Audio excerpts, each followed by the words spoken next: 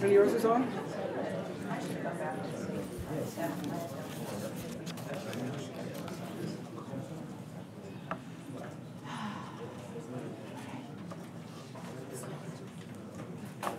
Good morning, everyone.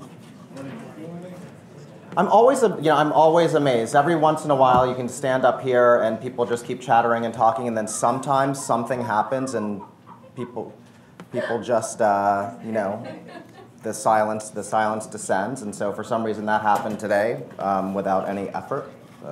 Try to figure out why that is. So I wanted to just thank all of you for coming.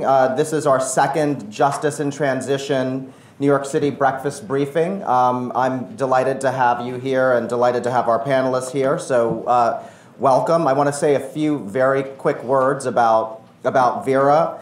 My name is Nick Turner. I serve as the 5th president of Vera. Vera is a 53-year-old organization, slightly older than me, although I won't tell you how much older than me it is.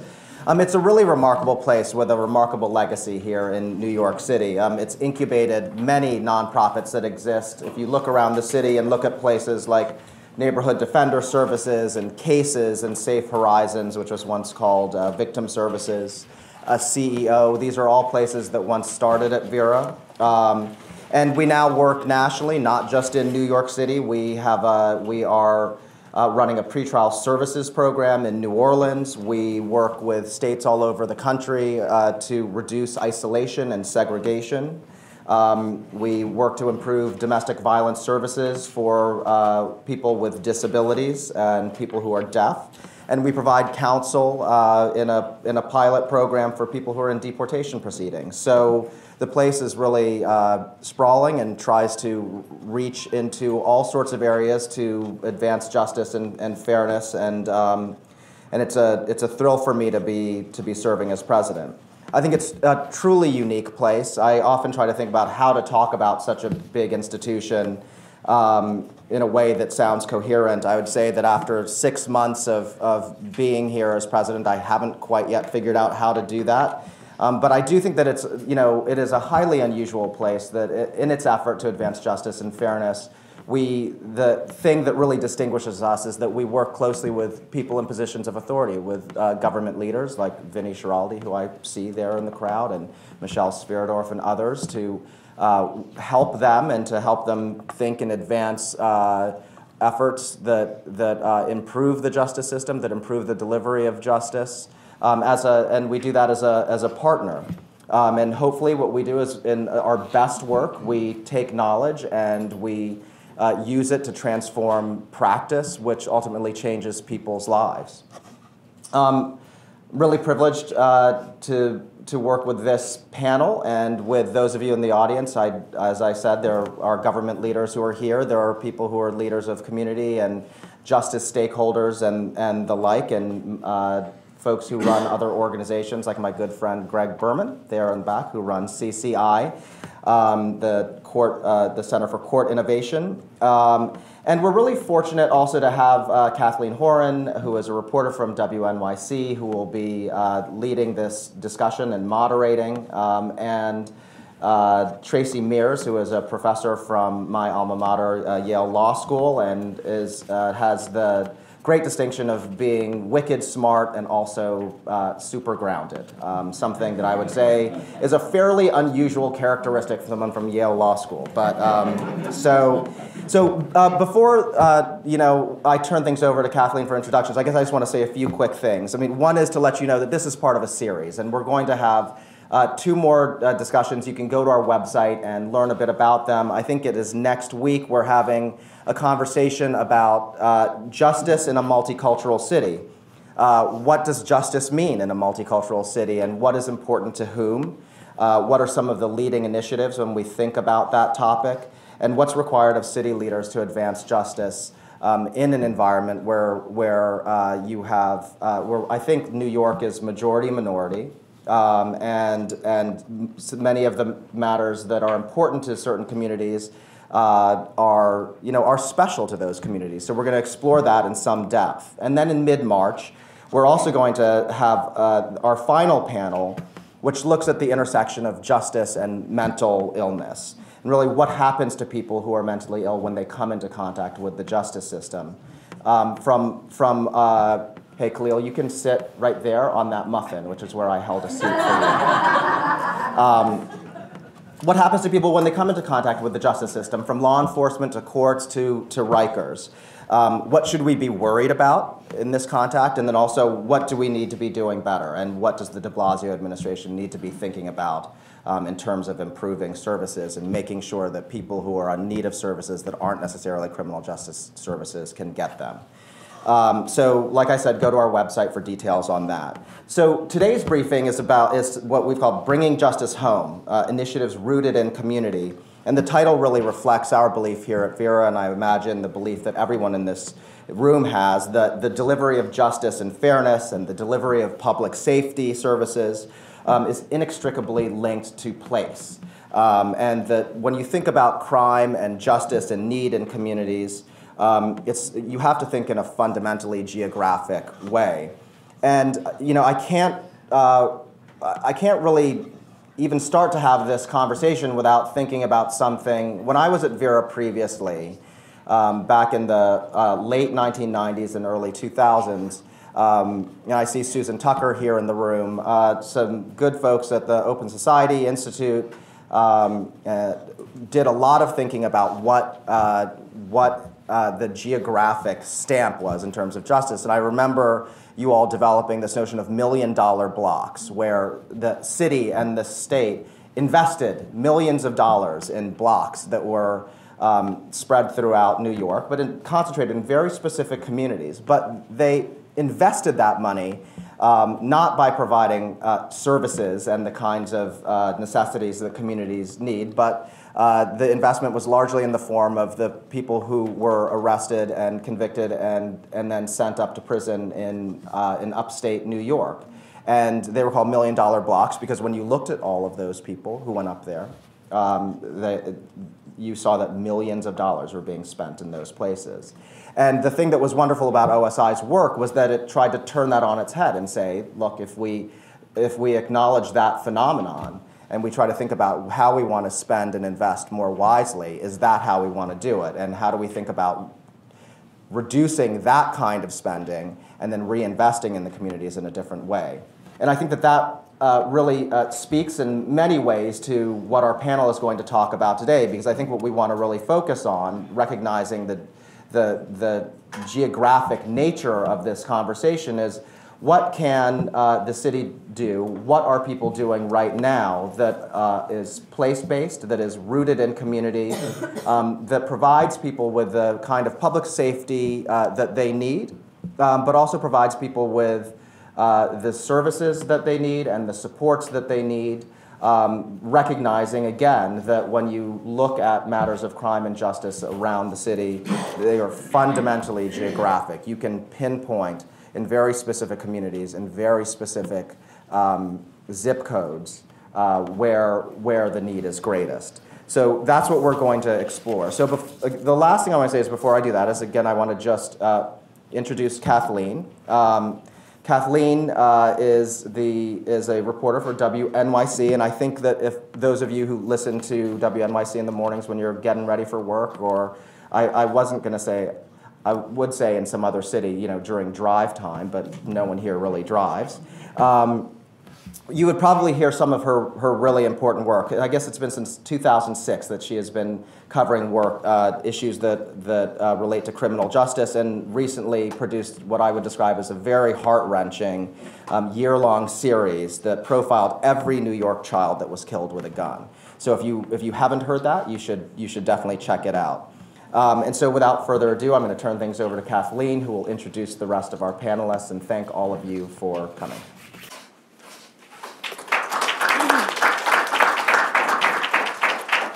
Good morning. I'm happy to be here. We're going to, just to let you know a little bit of how the morning will go, we're going to talk with the panelists. I'm going to talk with the panelists, and they're going to talk with each other. And then at the end, there'll be about 20 minutes or so for questions. So please jot them down. We want to hear from you, and we want to open it up as soon as possible. So just jumping off what Nick just said, even as crime has continued to decline in New York City and elsewhere, there's a growing sense that more can be done, especially in communities where we see the most violent crime, incarceration, and poverty, like those $1 million blocks Nick was talking about. The mayor's campaign slogan resonated for so many because it's too true, a tale of two cities. We'll be delving into recent initiatives occurring on the neighborhood level that have the potential not only to address crime and recidivism, but also other ongoing big city quality of life issues, homelessness, health, and investment in families. So to meet our panel, we have Tracey Meares, Professor Meares to you. She's the Walton, Hale, Hamilton Professor at Yale Law School. Her teaching and research interests focus on criminal procedure and criminal law policy with a special focus on empirical investigation of communities, police legitimacy, and legal policy. Clinton Lacey is the Deputy Commissioner for Adult Operations at the New York City Department of Probation. Prior to his recent appointment, he worked in the juvenile and criminal justice field for over 19 years at various organizations, including the Vera Institute, and the W. Hayward Burns Institute, and the Friends of Long Island Academy, to name a few. Abdul Malik is the lead mentor for the South Bronx Arches, which is part of the Young Men's Initiative. It's called a Transformative Mentoring Program. That's right, Abdul, yeah? Yes. And has recently founded a nonprofit organization called FUSED, Families United for Social and Educational Development. And he's a big person in his community. I can vouch for that. It's been a great resource for me. No, way more than size. Margaret, I'm gonna just be bold with your name. Margaret diZerega. Please say it correctly. diZerega. diZerega. So I just totally said it wrong. Is the director of the Family Justice Program at the Vera Institute of Justice, where she works with correction departments, juvenile justice agencies, and faith and community-based organizations to support them in adopting family-focused and strength-based approaches to justice reform. So Tracey, jumping off the tale of two cities concept, you've written about places having a life force that's their own, that's demographic as well as geographic. Is that sort of right? And you said that policies that remove people from their communities can actually foster crime. As we begin to consider localized deterrence, can you explain some of the reasons why crime is often concentrated in certain areas? Sure. So good morning, everyone. I'm really happy to be here at Vera and in New York. This is a great time for us to be getting together to talk about these issues and potential for criminal justice reform. I think in order to do that work, you have to have an understanding of the dynamics of crime in places, as Nick mentioned. It's interesting that people will say things like, you know, New York is a low crime city, Chicago is a high crime city, when the reality is that the phenomenon of crime in cities is not ever citywide. It's never been citywide, and it's always been a situation in which crime is concentrated in cities. And if you look back in the sociology of this, we've known this for a while, but we keep forgetting it, and so it's useful to remind ourselves of this fact. There are some sociologists in the 1920s, Sean McKay, who were trying to resist this idea that the reason why crime was high in certain places, for example, in Chicago was because it was a concentration of people from particular ethnic groups. If you remember Lombroso, who said that we could figure out who would commit crime by measuring knots on people's heads and how long their fingers were and things like this. And Sean McKay thought this was silly, and they started actually looking at the dynamics of crime in place and saw that, look, the same places exhibited high crime rates over time, no matter who lived there. And if that was right, then obviously it couldn't be the Germans or the Italians or the African Americans. It had to be something about the places themselves.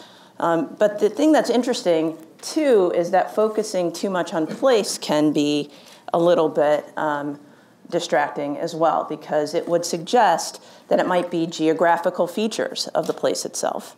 like buildings or the absence of a park or the presence of a park or something like that, right? It's the combination of place and the ways in which people are organized in that place that tends to support high crime rates over time. So let me just run through this idea just so that we get the pieces of it. First, you look at a characteristic of a place, and you can see that places that exhibit high crime rates over time often are characterized by lots of residential mobility, high rates of poverty, high rates of low educational attainment, high rates of what was called back then, we call it something different, family disruption. That was the fancy name for high rates of families headed by single parents. And so that causes people to think that those things themselves lead to crime, but it turns out, at least in space, that those characteristics of places are modulated by characteristics of the community itself. So what do I mean by that? Norms of commitment to supervision of teen peer groups in space, the commitment to guardianship of the place you live in, participation in local organizations, churches, think Robert Putnam, bowling leagues and the like. And if you have those things, which are community characteristics really, it's not just that particular people have to do them, but if enough of that happens in a place, then it actually changes the likelihood that you'll have high crime rates, so that the fact that there's poverty and low educational attainment and the like does not inevitably mean high crime rates. So going back to what Kathleen was saying, if you focus on just individual, predilections to commit crime, then you miss that middle part, right? And so you think, well, I'm going to attack crime by changing an individual's calculus about whether or not they're going to commit a crime. This is the idea that a person will commit a crime if the benefits of doing that, are greater than the costs of not, are greater than the cost of doing it, which would be going to prison.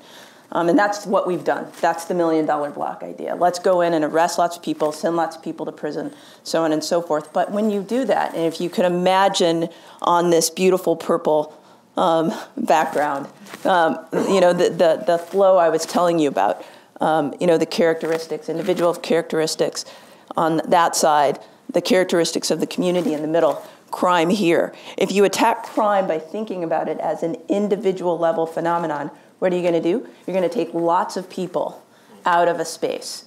And they're concentrated because they all live there, right? And what are you going to do? You're going to enhance residential mobility because you're taking people out and they're moving, right? You're going to enhance family disruption because you're going to break up families. You're probably going to impact low educational attainment.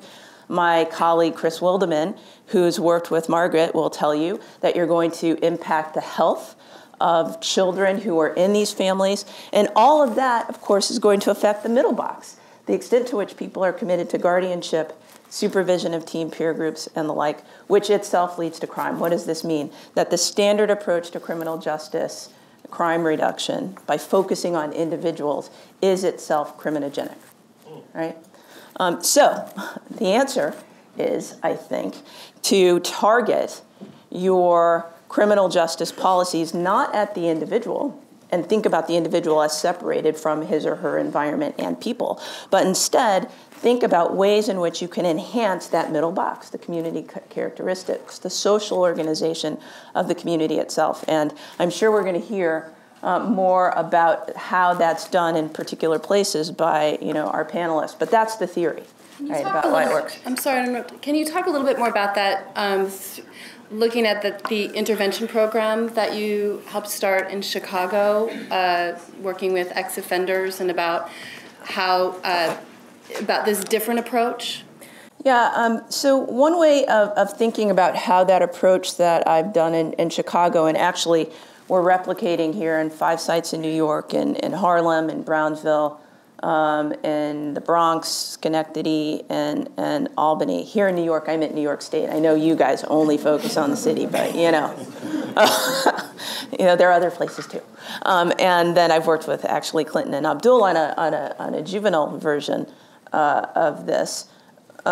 takes into account not only the organization of communities, which, if you want to think about it structurally, that's thinking about what's like highways. How people are connected to each other is a highway. And then you want to think about what norms travel on those highways. So we want to change the normative landscape by changing the norms that are traveling on these highways that connect people. What I like to do is try to substitute a different way of thinking about compliance. So the standard model is to say that people obey the law because they fear the consequences of failing to do so. And if you believe that, then what you will do is try to raise the price of crime, right? By arresting a lot of people, putting people in prison for a long time, so on and so forth. Social psychology tells us that while deterrence is a reason why people comply, it's not the most powerful reason. Most people comply with the law because either they think it's the right thing to do, and that the law happens to be consistent with their moral schedule, or because they think that government has the right to dictate to them proper behavior. That's police legitimacy, legal legitimacy, and so on. And there are actual ways I'm going to make this quick. I know I'm probably going over time.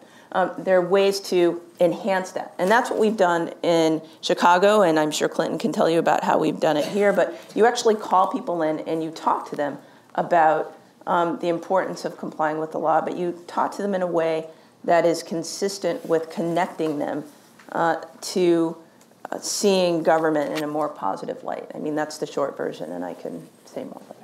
It's a good segue to talking to Clint about another kind of altered approach to law enforcement. At the end of October of last year, there were more than 23,000 people on probation. For those of you that didn't know, in supervision in New York City. And not long ago, that meant heading to a centralized location that would be a long trek from home or work, likely. So a person who lived in Harlem would be required to report to a central office in Lower Manhattan, and the supports that a probationer needed to succeed were likely rooted back home in Harlem and probably unfamiliar to his or her probation officer. To address that, in 2010, the Department of Probation embarked on an initiative called the Neighborhood Opportunity Network, or NEON, that embeds probation offices and related services in, can you believe it, communities. We want to hear about more about these NEONs and what changes you've seen so far, if any, in recidivism rates. Yes, thank you. And thank you. I'm very happy to be here this morning to be a part of this conversation with the distinguished audience and panel. Happy to be back at Vera again. And I think you're right, it definitely was an excellent segue into a conversation about some of the things that we've tried to do at probation, the NEON, Neighborhood Opportunity Network in particular. I did, if I may, want to just digress for one moment to share a thought that I had in preparing for this morning's conversation. And that really was a thought I think that I continue to carry with me. It was over 20 years ago that I sort of stumbled upon an article. I had just begun working with young people leaving Rikers Island, and I stumbled upon an article that talked about the work of Eddie Ellis and other of his associates who had served long terms in prison, who had begun to engage in the study and analysis of what they began to or joined in terming the prison industrial complex. And they did an analysis of who were the populations, where were the areas of concentration that were feeding Rikers Island and feeding the rest of the state in terms of the state prison systems. And of course, that article talked about their work and talked about the fact that there were basically 7 neighborhoods that accounted for the overwhelming majority of the city's incarcerated population at Rikers Island and what have you, and then also a huge majority of those who constituted the population throughout the state prison. So it was really compelling. And I think that it was, in some ways, a precursor to the work of Eric Cadora in the $1 Million Blocks, right? And also a contributor to what is, I think, still hopefully a growing movement, if I may use that term, of justice reinvestment, of an analysis of concentrations of populations who are feeding the criminal justice system. So that was compelling in and of itself. But what was also really, I think, very important and something that remains critical to this conversation today and really at the heart of our thinking at Probation in terms of the rollout of the NEON is that who were those populations? Yes, you talked about where they were in the Brownsville, East New York, Harlem, the South Bronx, South Jamaica, at that point the Lower East Side, you know. There's been somewhat shifting of the population, but not very much at all. A bit of gentrification in some places, but still the core neighborhoods exist and remain the core ones. But who were the people there? They were by and large Black and brown and male and young and living in poverty and suffering the disparities of education and healthcare and housing and the various issues that we know fill the list of challenges facing those communities. And so I thought about that because I think that the work of Eddie Ellis, the work of Eric Cadoran, the work of justice reinvestment really is at the heart of the conversation that we're having and that we had at Probation and thinking about a NEON, a neighborhood opportunity network, and thinking about in what way could we reinvest through a probation lens, a relatively limited lens in the scheme of things, but still an important one. How could we invest in communities and begin to change the paradigm and have a different definition of ourselves as a probation department and a different definition of our clients, those who we were there to serve. So I was actually really intrigued by the beginning of this conversation when you mentioned the tale of two cities. I think it's a very appropriate context. Of course, the tale of two cities is it's the best of times and the worst of times, right? It's the haves and the have-nots. It's inequality, for sure. But beyond that, deeper than that, it's inequity. It's a disparity, right? It's unfairness by definition. It's flawed and often failed approaches to working with the population, as Tracey just described. It can become, our policies and practices can themselves become criminogenic and feeding the problem.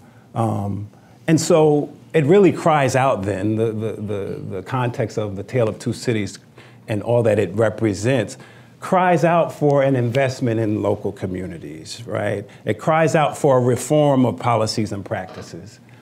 It cries out for community engagement. But for government to do that, that's a big leap for probation office to be in a neighborhood for basically make house calls. Right. In a sense, that's a big leap. So how has that been working? How does that work? Well, the way it worked, it was in the context of a series of reforms then that the department started to undertake, right?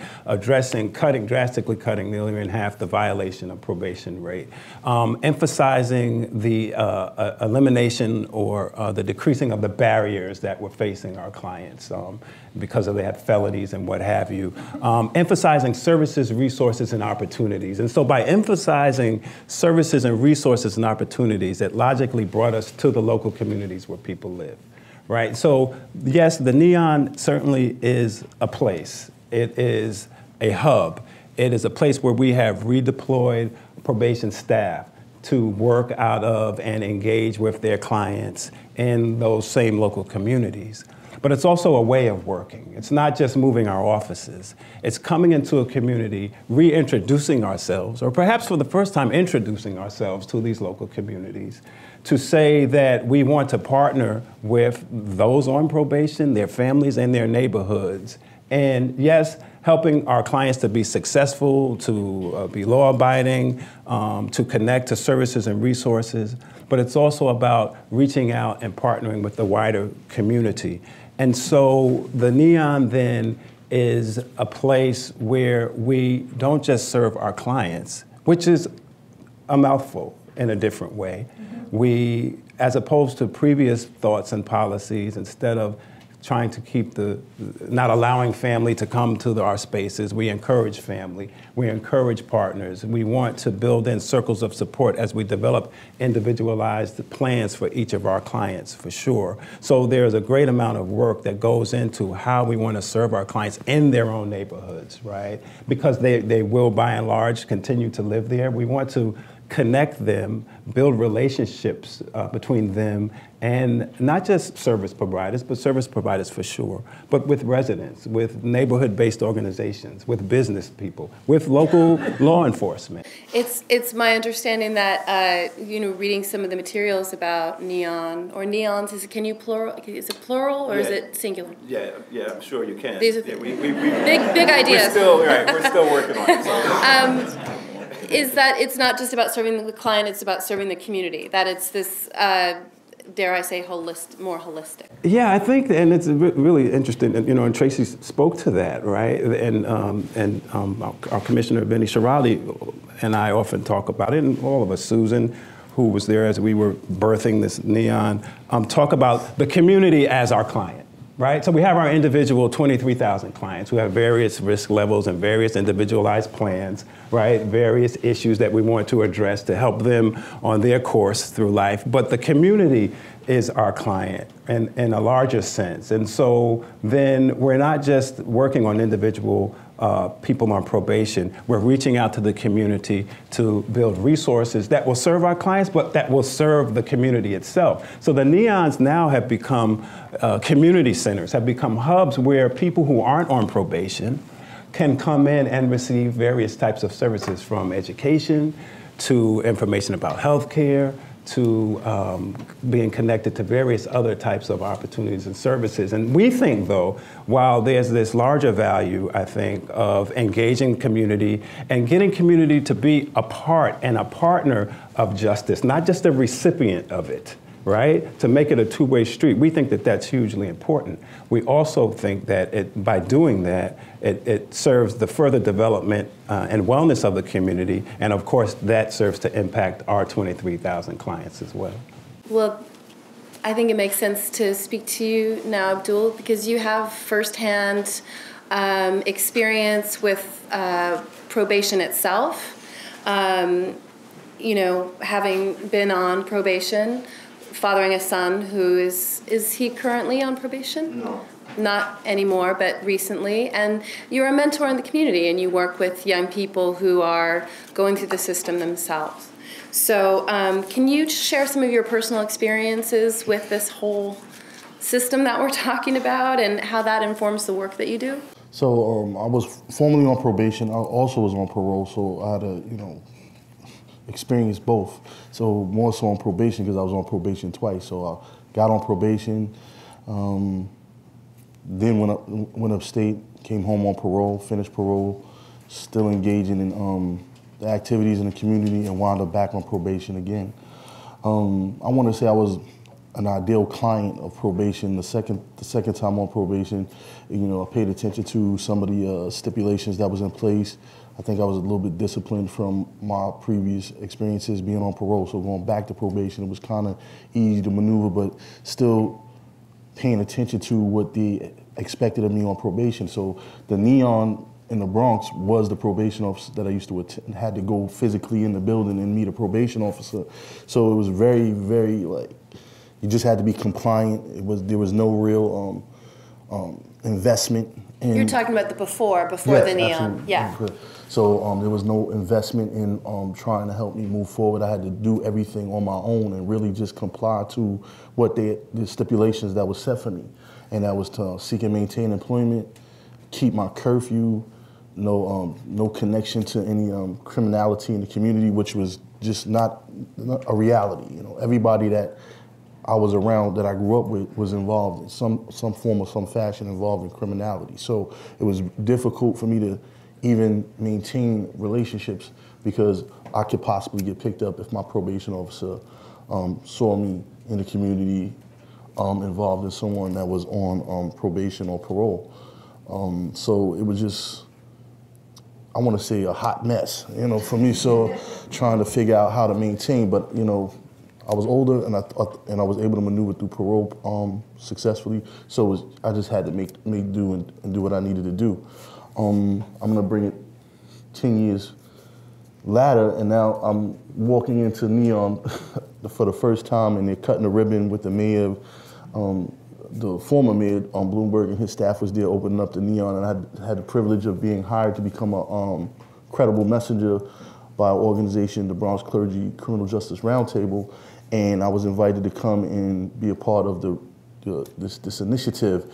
And walking into probation, okay, first of all, I seen colors, I seen pictures, I saw computers, and I'm standing there, I'm like, okay, this is a bunch of smoke and mirrors. This is just another way, keep the young people coming in, intelligence, get what they need from the community, and boom, send us back out. And and I swear, I always tell the story. I was one of the people that came in there really to come back to the community, say, this place is. Don't go there, just go there, do what you gotta do. Don't speak to anybody, be quiet, answer the questions, get out of there.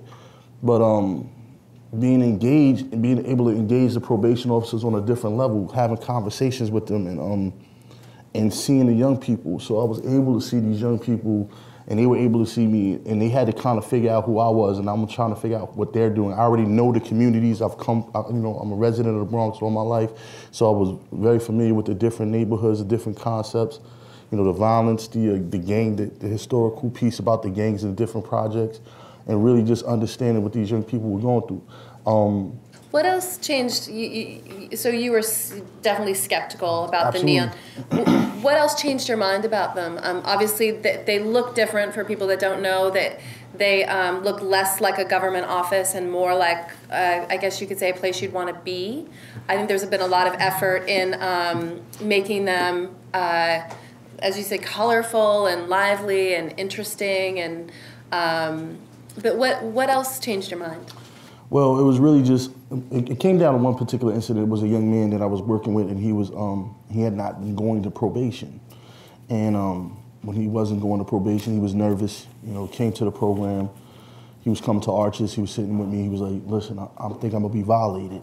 And I'm like, what you gonna be violated for? He said, well, I haven't been going to, probation. I said, when the last, we had a conversation when the last time you'd gone to probation, it had been some time. And I was like, well, let me test this new concept and go back and kind of advocate for this young person on probation. So I go into the probation office and I seek out this probation officer. We sit down, we have a conversation. I go to supervision and then up the chain, and they're like, we're not going to violate this young person if you get him to come in. So I'm sitting there and I'm like, there's two things. I'm looking at it two ways. One, if I bring this kid in and he gets violated, I'm a rat. Real simple. My credibility is shot in the community, and if it turns around and works, then this young person gets a second shot. Now I have more credibility to go back to community and move this agenda with these young people who I see all the time in the community that's on probation but just living life on life's terms. So long story short, we was able to negotiate. I was able to advocate, negotiate this young person not being violated, showing up to probation, getting him back on track. He wound up graduating Arches a year later. He's right now on his way to graduating high school, he's on his way to college. He spoke a couple of months ago down at probation in City Hall to speak on this process, and he's like my adopted son. So it was real. From that point on, the floodgates opened. I was able to really just start maneuvering and creating relationships that would be used for these young people. And I think the physical piece was that the young people got to see me and other people like me in probation, who they know from the community, like, what are you, a cop now? And being able to combat that, saying, no, I'm not a cop. I work with, I have an opportunity to work with some of these probation officers that you guys are dealing with. Let's sit down and talk and see how we can navigate through this and keep you on probation and becoming successful in the community. So it was a resource. It wasn't just, it was more than just somewhere you have to go and check in and kind of jump through the hoops. That it was actually. Well, I think initially for me, it was never a resource. We don't, particularly from the community, I'm not using probation as a resource. I didn't do that. And I think what it started when I was able to take these young people in there and sit down with them and their probation officer, it was a relief. Like, they can go and say, okay, I'm not gonna, that anxiety about going back to jail or being violated sets forth another level of criminality, because now they're like, I don't care. So whatever, I'm gonna do whatever, as opposed to trying to rectify the mistake, right? And then I think once they saw that, some of the young people who believe, not all of them, but some of them that believed that this worked, were able to move forward and say, well, this worked, Abdul, I could trust you, so what's the next step? and then we was able to move forward. So, and further on with some new approaches and community approaches, Margaret, you had a program at Vera called Family Justice. You've been working with the New York City Housing Authority, the Department of Homeless Services, and the Corporation for Supportive Housing on a program to allow former offenders to return to public housing. Recent state data shows that 19% of people released from prison listed a shelter as their home address or their main address that they're going to be going to. Can you tell us about the link between family and staying out of prison and about this pilot program with NYCHA? Sure. So I think it's really exciting to finally be able to talk about this program. It's been a couple years in the making, and it's great to be here with so many of our partners on the project, from the Osborne Association, Center for Court Innovation, the Young Men's Initiative, and certainly NYCHA, who we couldn't do this without. So we really, the program was really built on what we know from the research about the link between family and successful reentry. And we know that most people are going to rely on their families for housing support when they come out of prison. Not only do families provide the kind of emotional support, like mentors can provide, but they also can provide the really tangible resources, housing, food, clothes, and those kinds of things. And for a large number of people, and we don't know exactly how many, though we intend to learn through this program, for a large number of people, returning home to family may mean returning home to public housing. And most housing authorities across the country have a lot of discretion over who they're allowed to let into public housing. So that's the good news, is that there is a lot of local discretion for each housing authority to kind of think differently about access to housing. And here in New York City, we had this sort of golden opportunity with the Young Men's Initiative and the chairman at the time, John Rea of NYCHA, to explore whether we could help support the return home of 150 people back into public housing. And so the idea for the pilot is that those folks are identified by the community organizations who have the trust of their clients and who can really talk frankly about many questions that people may have about whether they can return to NYCHA. Is this program legitimate? Those kinds of things have come up. And then provide the kind of case management resources to help them move back in with their families, make that reentry transition. And then NYCHA is unique amongst housing authorities in that they have a family services department. So they actually have staff who can provide support to families if families are interested in any kind of supportive services as well. How does that work? I've been to a lot of NYCHA buildings. I haven't, come across a lot of those services. How do they work? Well, the way that it's working for this pilot is that there are going to be dedicated staff at NYCHA who work with the families who are involved in the pilot, so that those staff can be, sort of more informed about reentry issues, be knowledgeable about all the different nonprofit providers who are partners in the pilot, some of whom are already very family-focused in their services, others may be less so. And so then NYCHA can really help connect families who are interested to, the range of resources that NYCHA has to offer around job training programs and other things, but also potentially other city resources or other nonprofits who can provide those kinds of supports. And what have you seen in terms of the family link to recidivism and how that works, or how they're linked, if at all? So there have been some studies done around visitation while people are incarcerated, and we certainly see that people who get more frequent visits and get visits from a broader range of people tend to do better post-release. Interestingly, this one study out of the Minnesota Department of Corrections found that, if certain kinds of people were visiting you, that had sort of a beneficial impact. If your ex-wife was visiting, it was less beneficial.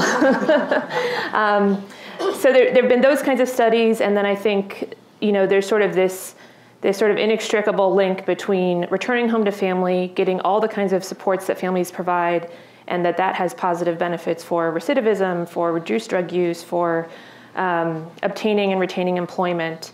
And, no one study has been able to kind of tease those out to see, what matters more. And as the Family Justice Program, we would argue, you don't even worry about it, like just do it all, because the family can provide such foundational support. Why a 2-year pilot program?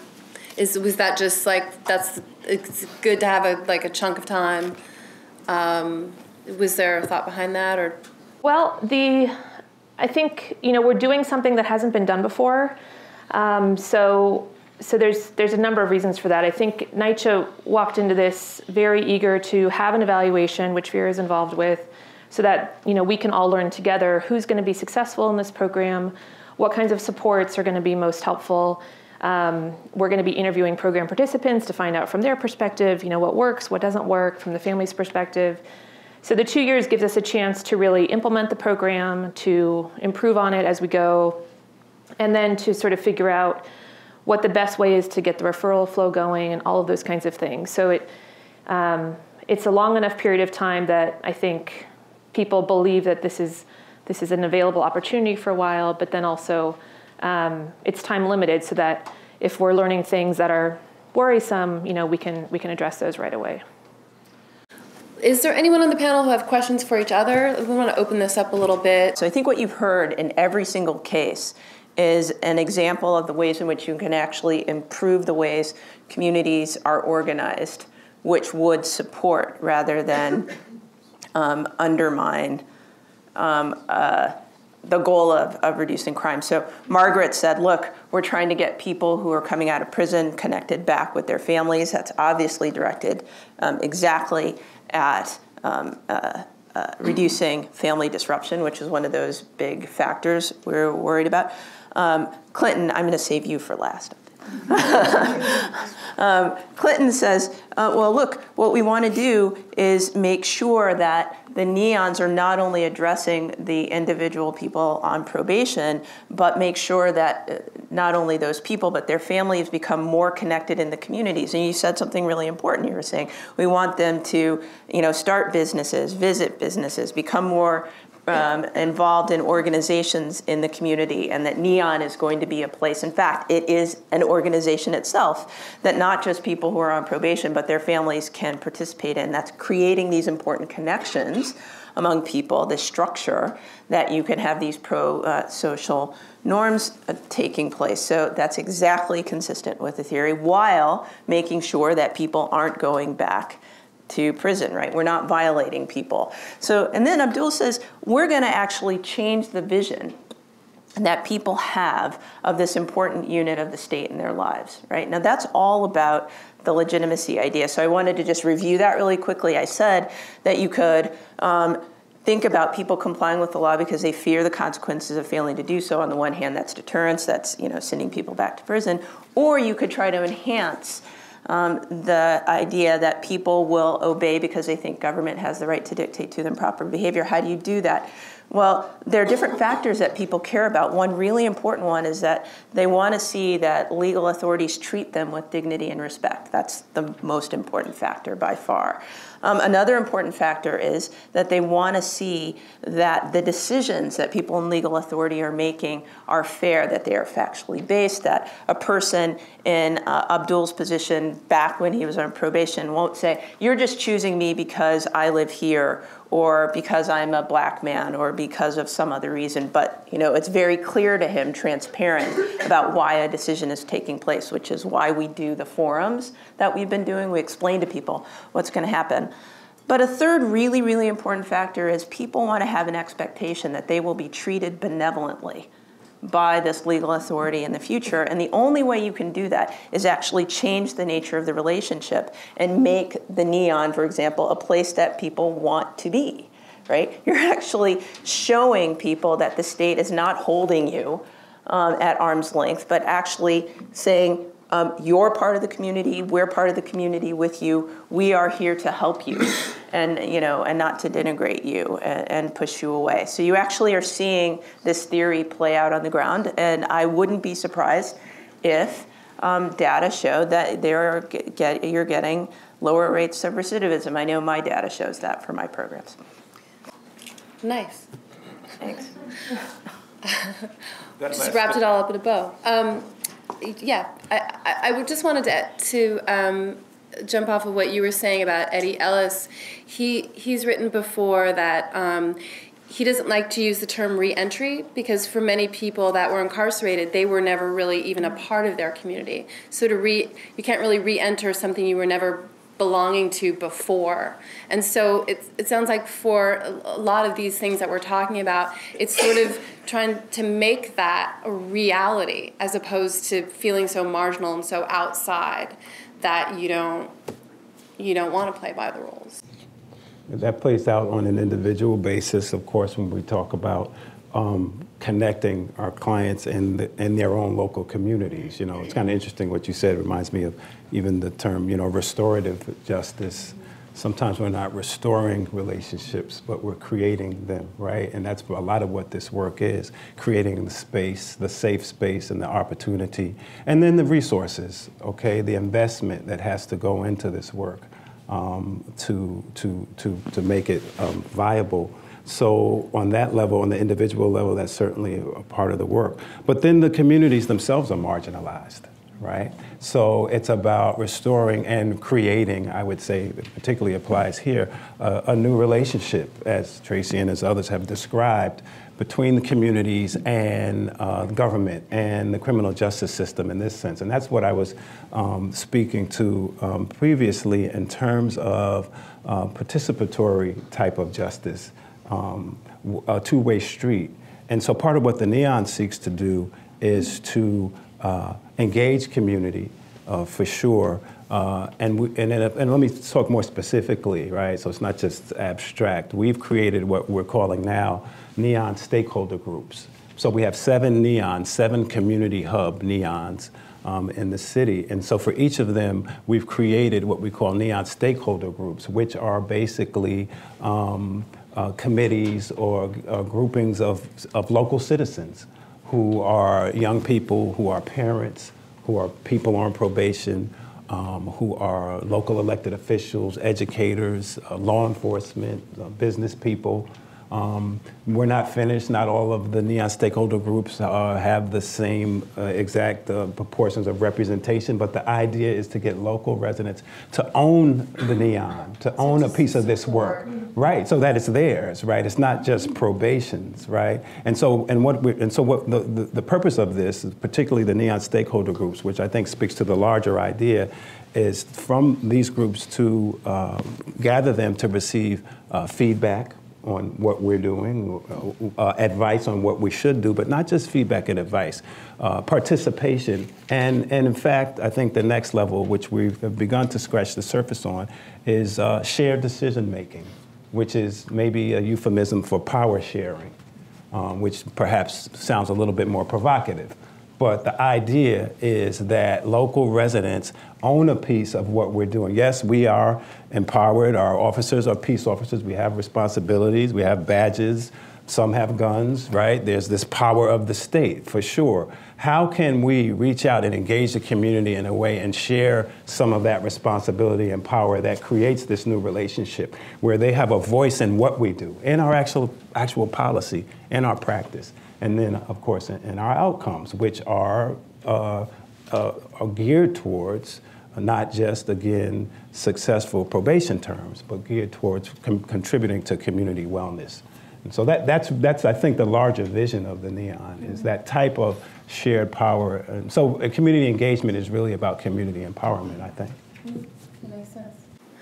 Just before we open it up to the audience, Abdul, do you want to just, I almost feel the gears in your brain working. Maybe I'm projecting, but... So I'm going to speak to one piece that we spoke about with the house calls. You had a statement about house calls, about probation. I don't know, I wanted to really just question what did that mean, because at the end of the day, they always make house calls. That was part of the, what probation officer did, come in your house, right? More like parachuting in versus kind of just being there. Oh no, they still parachute in. It doesn't change. But at the end of it, but I think one thing I wanted to say about the process that I've become a part of is that when you're able to. A couple of nights ago, I'm in the barbershop, right? So I'm in the barbershop, I'm sitting here, and a couple of young people walk into the barbershop, and they've graduated a young men's program that I had the privilege of running with some of the probation officers at at Neon, sorry.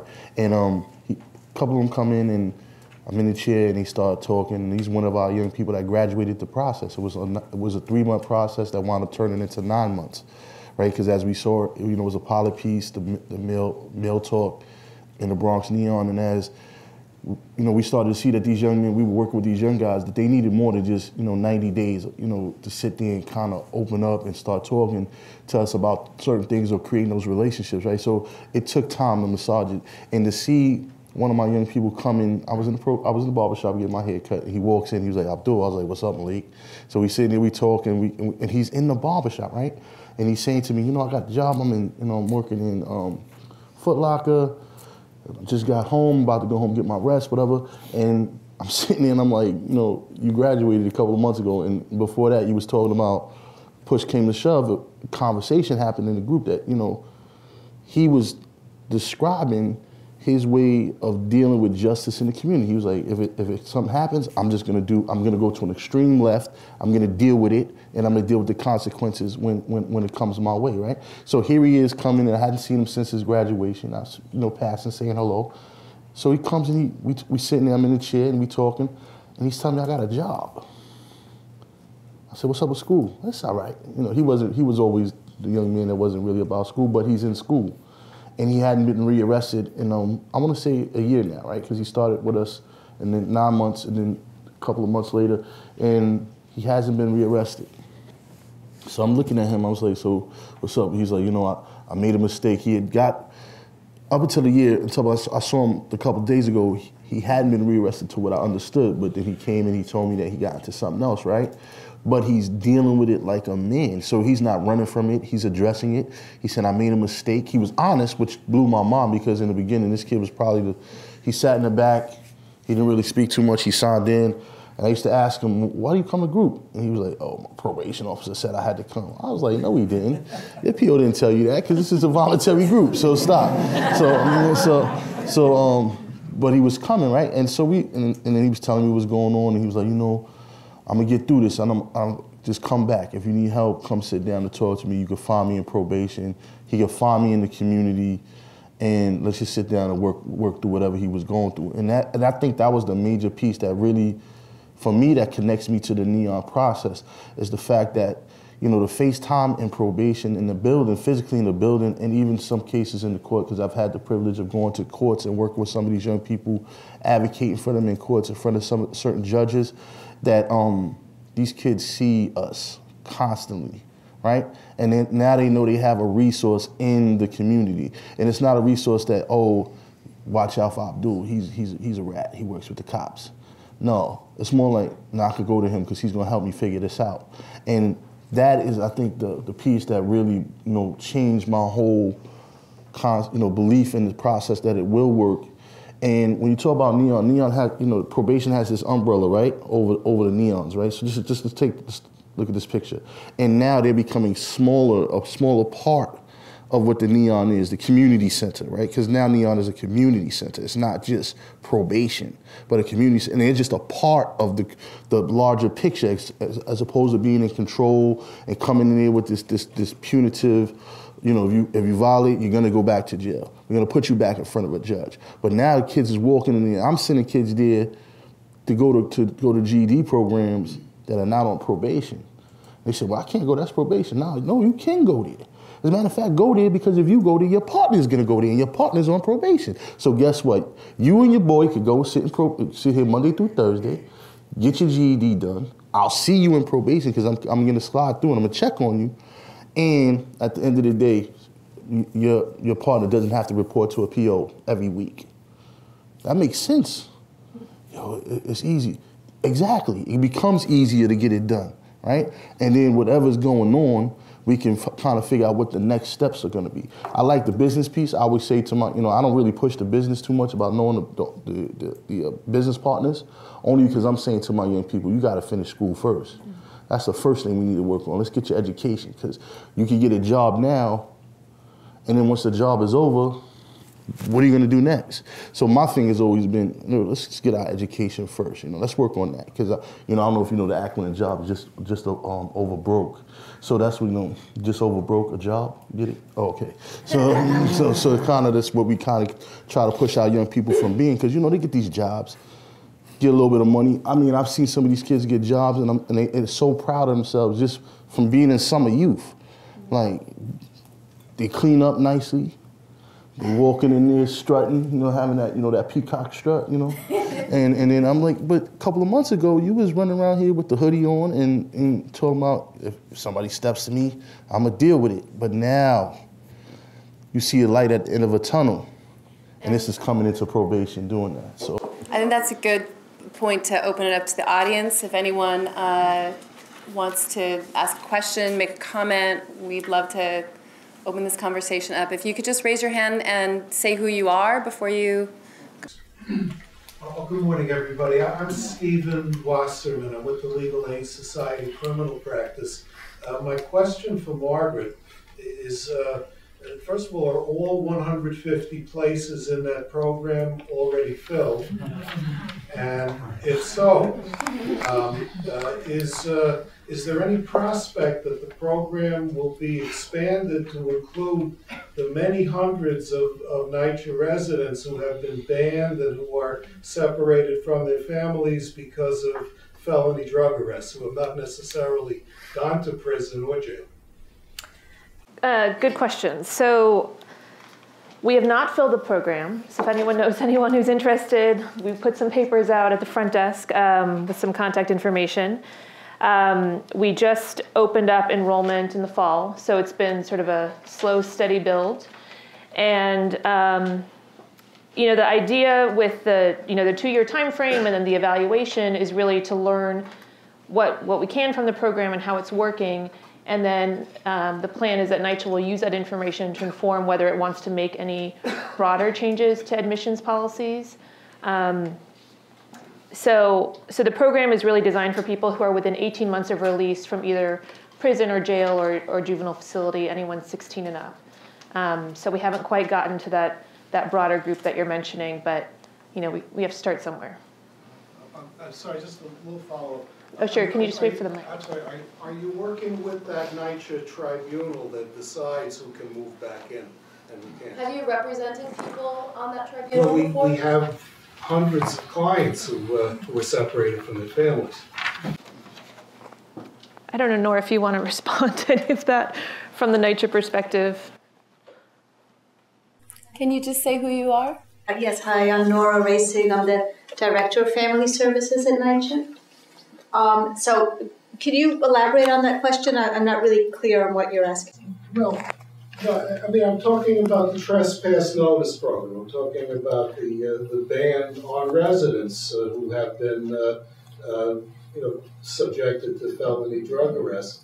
And just the question is whether the family justice program or something like it could be used to try to assuage some of the effects of these arrests on families.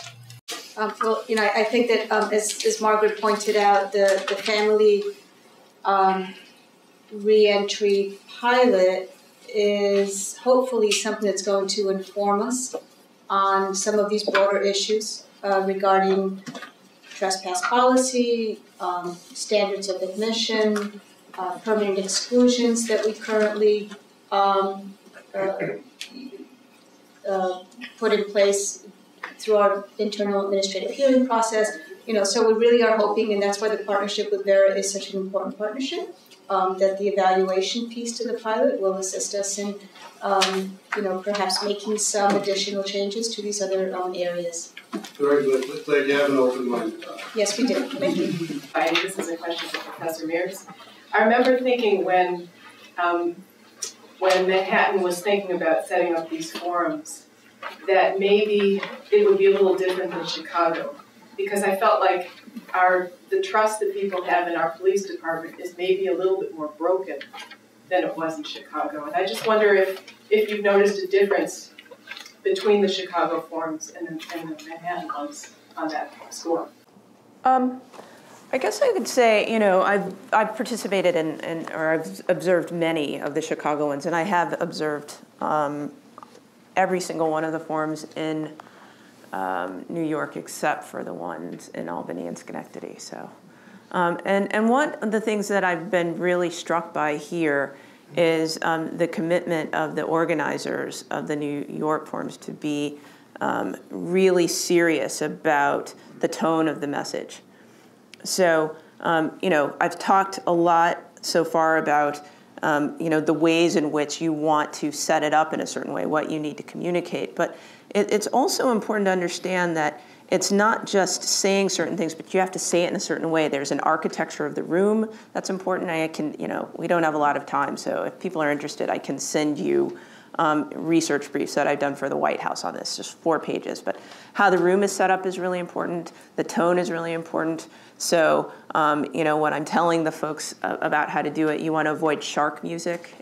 So you can imagine a picture of imagine a picture of a beach, and what do you guys see? You see something happy and a place you want to be, and then I play the theme from Jaws, and then you don't want to be there, and then I play the theme from Paco Bell, and then you do want to be there, right? So there's ways in which you can enhance that. People in New York are really committed to that. The role of the police here is different. You know, it's much more centralized, and so even when you have local police who will say to the participants in the room, I am your police commander, it's my job to keep you safe, so on and so forth, it's a bigger lift to get people who are listening to believe that, given, you know, what's happening down at Central, let's say. But, you know, again, just as Mayor de Blasio mentioned in his inaugural remarks, there's a new opportunity here, and you know, I think my research has shown that one of the things that's surprising is when people are actually treated with dignity and respect by people in legal authority that they don't expect. That is, when it has been really bad, and they have an opportunity to participate in a structure that's actually quite positive. It yields bigger benefits sometimes than you would otherwise expect, right? And are you saying that it's easier to restore trust than maybe you would think it is? That's a shorthand way of saying it. I mean, another way of saying it is when I'm dealing with a police officer, I expect that person to treat me with respect. I'm Professor Meares, right? You better treat me with respect, right?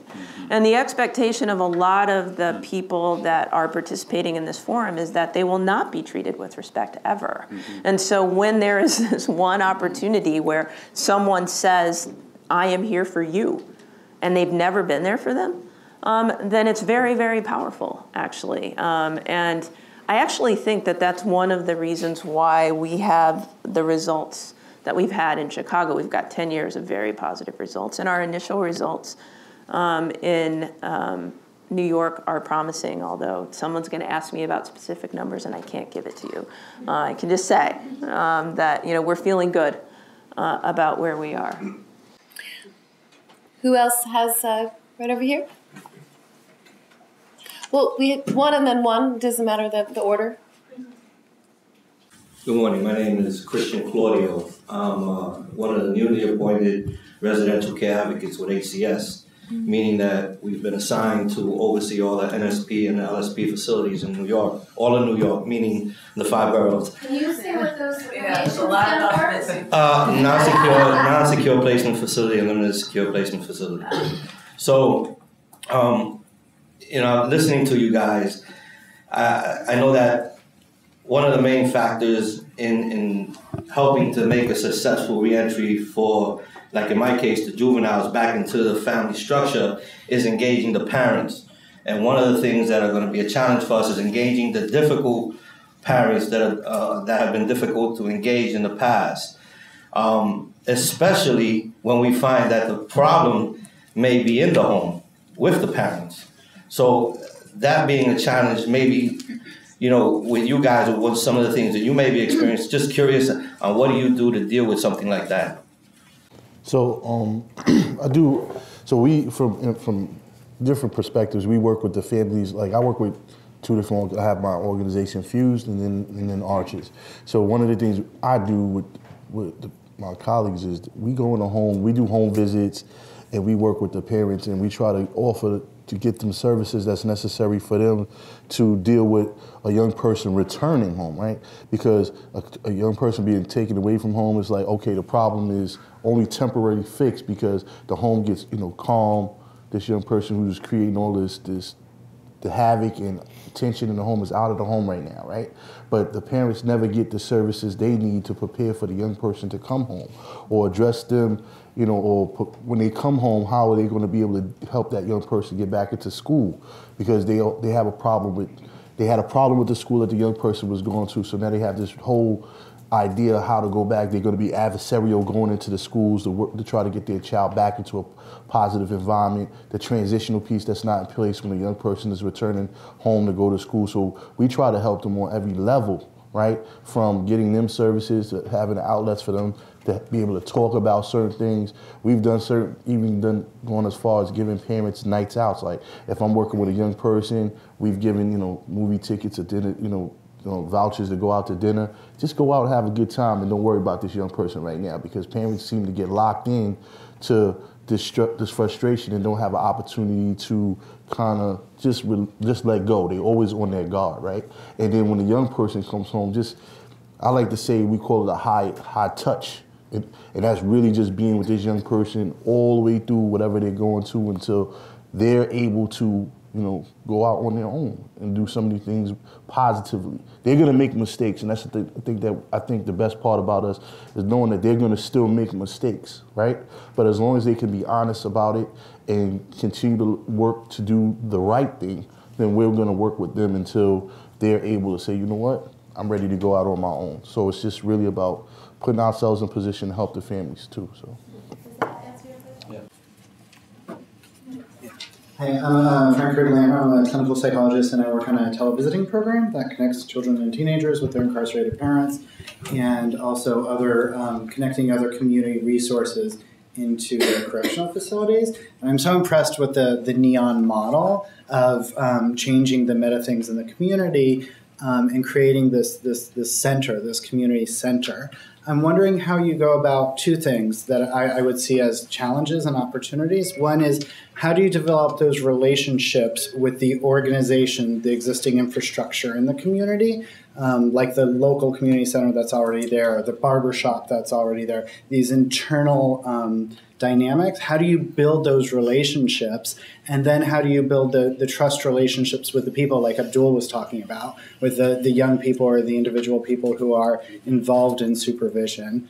I'm curious, what are the signals you're sending out that are working? Do you mean also because people in the community would be reticent to have people from Probation and... Yeah, a combination of things. To be sure, a huge challenge, an ongoing challenge, right? The local communities have had a history and I think plenty of substance and reason and experience to be distrustful, to be antagonistic, right?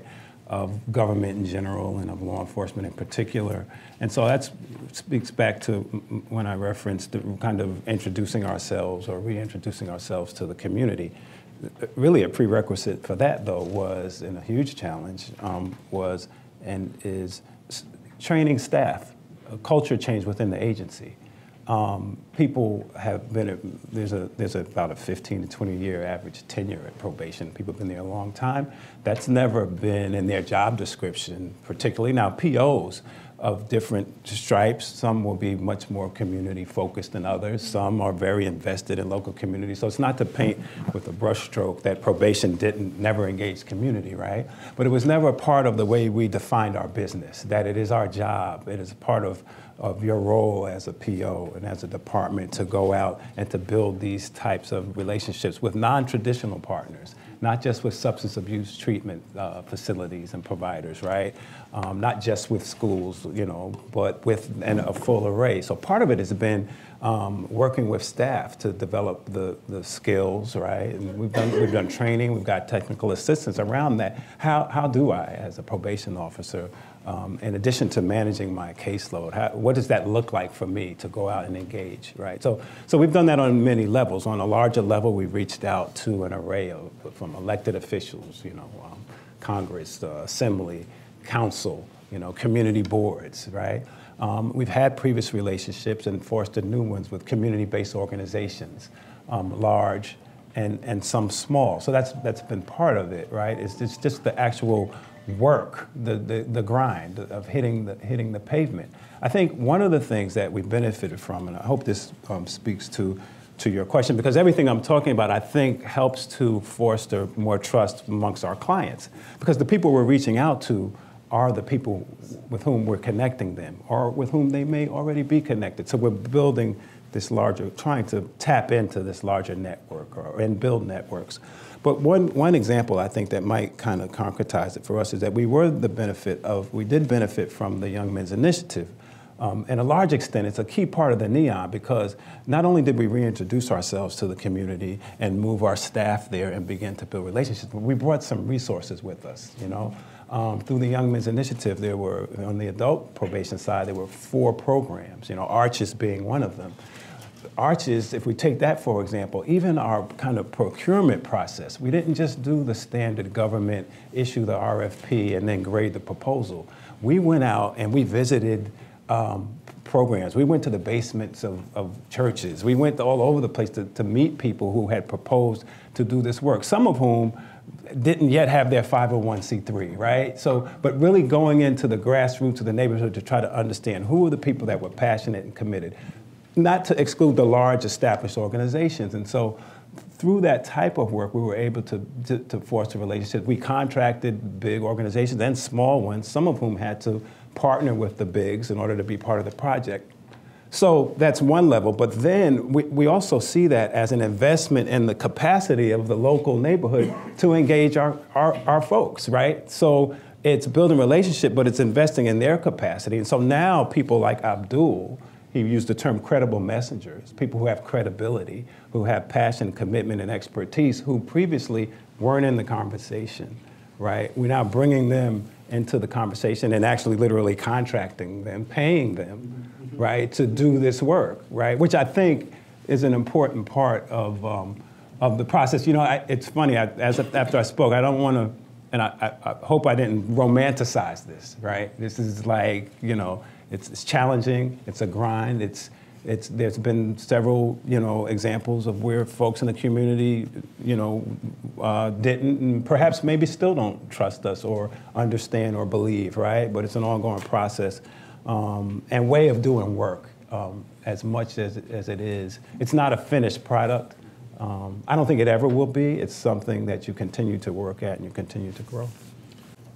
You mind if I just want to say one thing. Also, like, the good piece about the credible messenger piece, like, I can play, people like myself could play on both sides, right? So you said about the barbershop. So we could come up with a concept. We go out and could talk to the businesses and to the barbershop and say, listen, we got 10 young men that are going to graduate from our program in the next couple of weeks. We need them to get haircuts. We're going to bring them in here.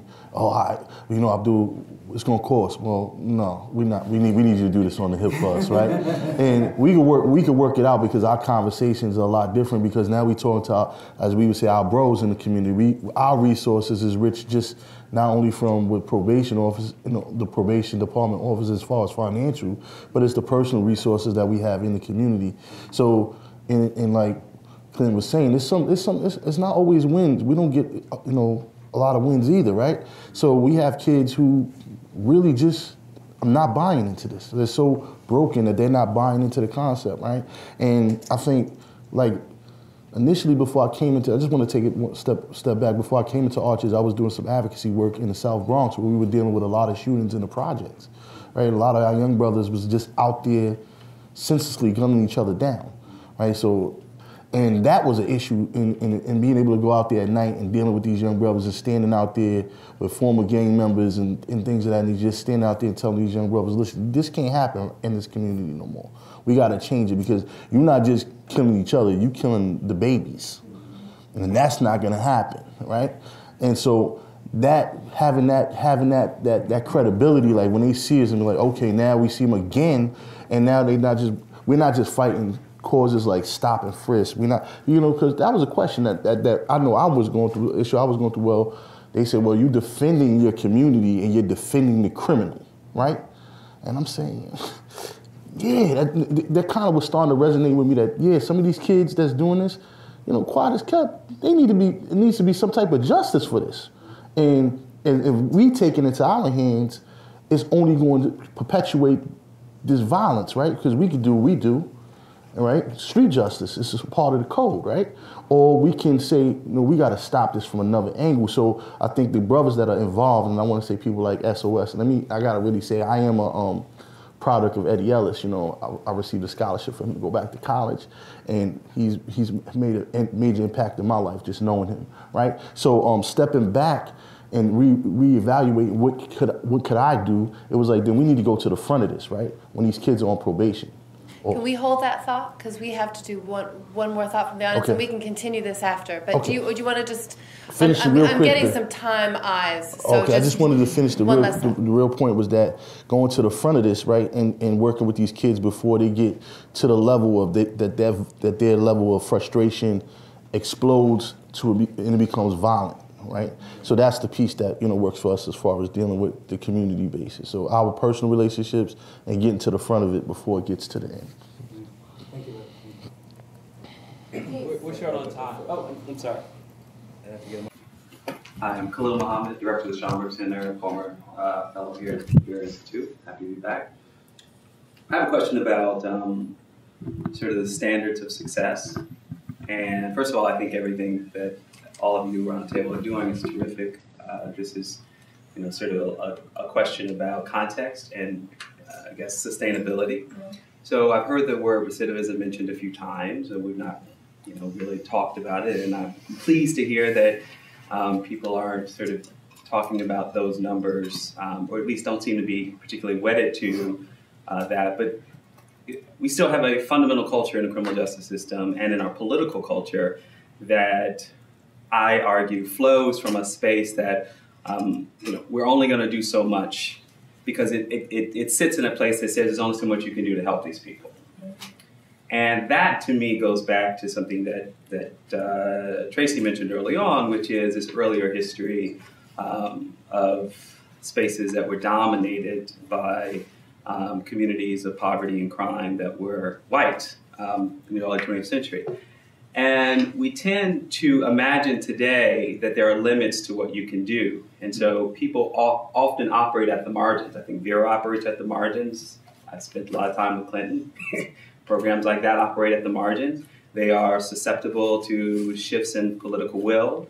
You know, the budget crisis that exists in America today is contributing to a lot of synergy around these, but they don't cut at one argument would be the core of this. So my question is, are you all as individuals forcing funders, forcing government supporters and others to redefine what success means in these programs that is not, where recidivism does not become the primary instrument? And I'm gonna tell you why for me that matters, and it matters because none of you can control that random encounter with an abusive police officer that changes the course of that young man's life who you have devoted all of these resources in.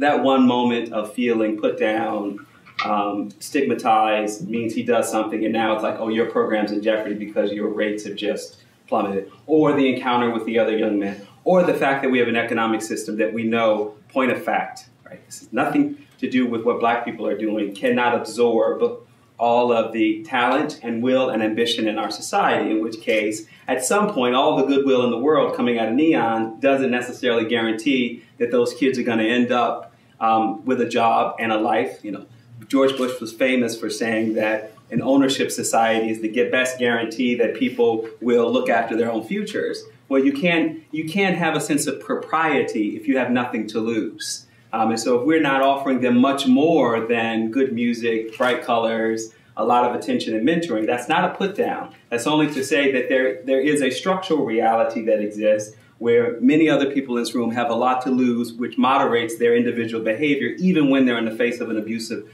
authority figure. So I'm asking the question, are you pushing for other measures of success that move us past recidivism, which can work against all of us at any given moment, no matter how hard we work to do this kind of work?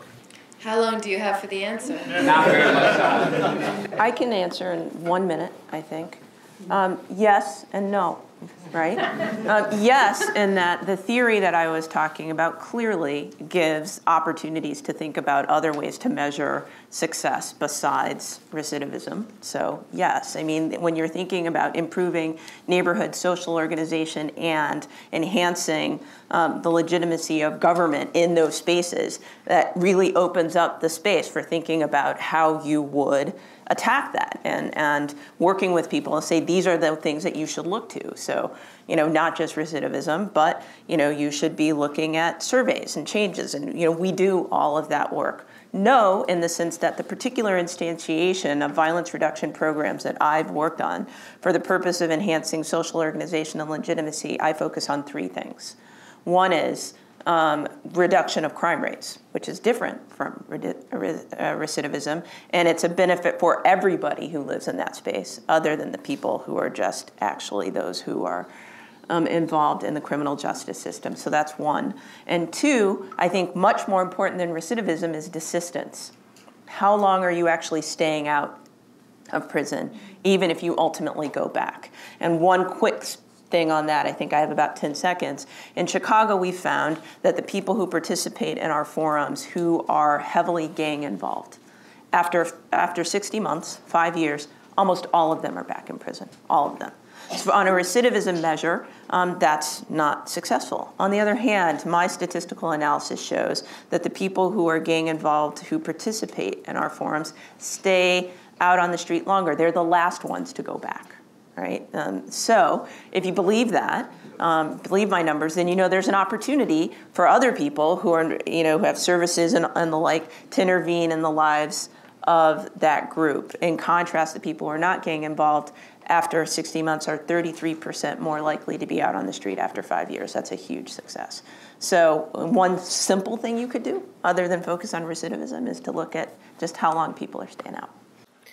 There's some thought that we should wrap up and continue this because some people have to go to work, and it's a novel idea. But so maybe we can, because I feel like this could keep going on for a while, and so maybe we can just say thank you for coming and wrap it up and then continue talking because I want to hear the answers. But for those of you that have to go, thank you for coming.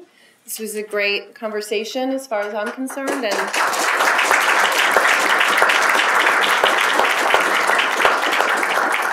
And we can keep talking. Well, Khalil, I take your question as also a huge and important challenge to us, to all of us, right? It's a question that we'll struggle to answer, but the fact is that I don't think that we have a lot of good answers to that question. Maybe theoretically there are some that we could come up with, and so I think that. But I think it's really important. On one level, we've had conversations about the limits of measuring recidivism with funders and other of the powers that be, because even in the context of stop and frisk, we were having it, right? And so that conversation even impacted our policy and practice around reducing violations of probation. Previously, an arrest would trigger a violation, right? And so just something relatively as simple as saying, change that policy. An arrest does not equal a violation is something that actually had a real impact for us and the thinking behind that. But then just in terms of measuring success, that the limits of that for the reasons that you spoke, and even we've struggled with, and I continue to struggle with the evidence, the measurement, the evidence of success in terms of not just recidivism, employment. Education, the standard metrics that we're used to dealing with in our programs or through probation, they're not that they're not important, right? But that can't be the universe of measuring an experience of transformation that could be taking place, that I argue in many instances is taking place, but it's really difficult to measure. So it's not to run away from acknowledging or measuring those things, but that the limits of that. But then secondly, which I think is a bigger part of the question as I interpret it, is not to just work around the margins, as you put it, right? How do we go beyond the margins and really dig deep into the very core and structure of our society and the institutions that kind of perpetuate the disparities that we've been talking about, right? Also, there's some things you can't measure, like hopelessness. You know, one of the mothers I talked to, of a kid that was shot, she said that she thought what was underneath it was a level of hopelessness in her neighborhood. I don't want to interrupt you. But yeah, no, it's absolutely. But one thing, I think that the neons, though, because I would hope, and I think part of the questions was, what are we doing? What we need to do is to push that the neons aren't just wonderful community hubs, which is great, but that they become spaces where this conversation and the work can be enhanced to start getting at those core structural issues. So that's what I would say. Well, and if I could just add one thing, I mean, this may not be radical enough, but I think, you know, one of the really exciting things about the NYCHA pilot is that we're in very close conversation with HUD about how it's going, what the challenges are, what the opportunities are. We're doing some similar work in New Orleans with the Housing Authority there on revising all of their admissions policies with regard to people with criminal conviction histories. And I hear from HUD that they're going to be issuing guidance for landlords, for housing authorities. So I think what we're learning on the ground in New York and in New Orleans certainly has broader ramifications. Now, how that flows from, you know, the federal government and their guidelines back down to all these local housing authorities across the country remains to be seen. But there are a number of really interesting things happening around the country, some of which we're involved with, some of which, you know, we're sort of cheering from the sidelines.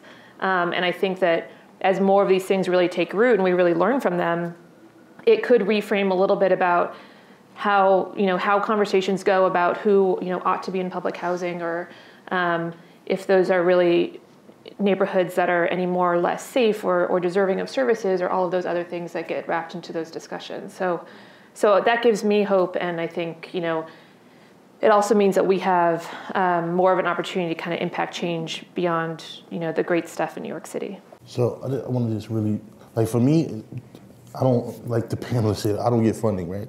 So I don't have any guidelines to work under. So really it's just about being in the community, doing the work. And I live in the community. You know, I didn't move out the community. I live in housing, I'm in the community. So for me, you know, to gauge success is really to see these young people just, you know, like I was just telling you about young man Malik, he got a job.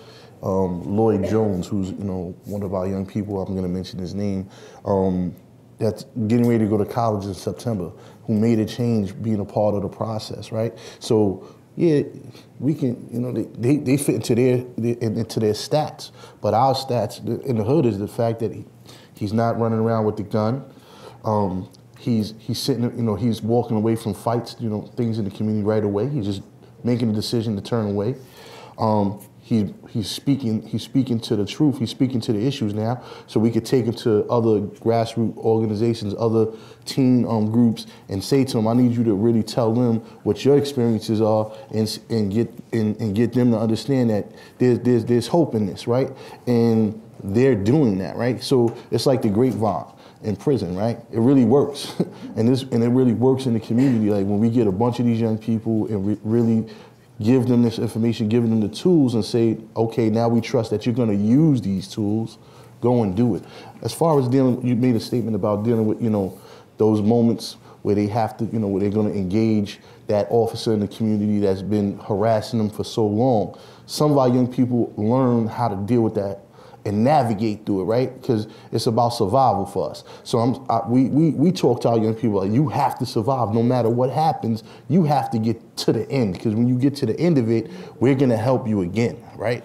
And that's the thing. So we leave ourselves in the community, open to them. My phone stays on 24/7. So I have a job phone, I have a personal phone.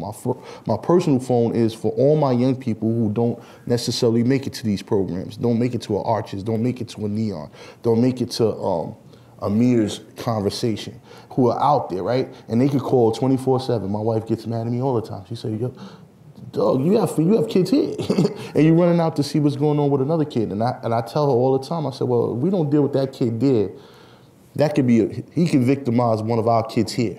So we have to really keep that up front, because if they don't have a way out, they're gonna turn it on us. They're gonna turn it in, right? And they're gonna work where they know, where they're comfortable, right? So crime, they don't go downtown to 42nd Street and commit crime because they don't know that area. But they know Heath Avenue, they know Kingsbridge Road, they know 225th and Broadway. They know those areas, right? So it's easier for them to find a victim there. And I live there, and I don't want to be a victim to my kids no more, because if I become a victim to my kid, then I have to think about how I'm going to retaliate, right? So there's a conversation, and we're going to keep it really, really blunt. This sometimes I say to a young person, I'd rather be your friend than your enemy. Because if I'm your friend, we can talk. But if I'm your enemy, we taking the gloves off. And that's part of the credible message, right? And some of these kids get that, because we have to sometimes lay it to them where they need to hear it and then bring them out of it, right? So we give it to them that way and bring them out of it and expose them to uncomfortability, like taking them to the library. I've been to the Schoenberg a few times with my young people, to the library to come and just be a part of your events down there. It's positive and it's powerful. And it starts that transformation piece. Like they're like, oh, there's really something else other than just being on 225th? Duh. That's what we've been saying. I also just see you hug the kids that you work with. Oh yeah, I didn't want to say that because some people might take that personal. I believe in that. The physical energy, right? And I believe in that. Like a handshake and a hug is as important as a punch, right? So to hug them and tell them, I love you today, that really sends a message to a young person that hasn't heard that from someone, and then for them to start to really believe that, because that's got to be consistent, right? Just to say that all the time. I love you today. And when I see you tomorrow, I'm going to love you tomorrow, even when you do something that goes against what we're working towards. So. Thank you.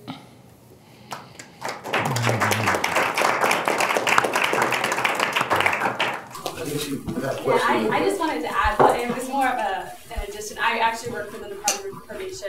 My name is Reagan Daly, and I oversee research and planning there. I actually used to be a Vera as well, pretty much the same as everybody else in this room. But just to sort of piggyback on the point that Quentin made about our definition of success and our measurement of success. So first of all, I definitely want to distinguish between measuring and defining, because the measurement is obviously in this arena a lot harder than defining success. But to the point of looking beyond recidivism. I mean, obviously we're a criminal justice agency. Recidivism is a measure of success for probation. It has to be in all of our initiatives. But beyond that, there is, our definition is broader in that we developed the NEONs and implemented the NEONs with an idea that there are certain things that are going to lead to reductions in recidivism, community engagement, family engagement, client engagement, positive development of these young people. And those, while they're definitely more difficult to measure than rearrest rates and reconviction rates, those are part of the NEON model, and we consider them equally important in our definition of success. Because if we're not engaging the client, engaging the community, that's fundamentally why we think we're going to improve recidivism rates as well. So I just wanted to add that point and let people know that it's definitely on our radar, as well as public safety and recidivism reduction. So sorry to throw that in after I feel like we've kind of gone around to a lot of other points, but thank you. Okay. Thank you, man. Appreciate it. All right.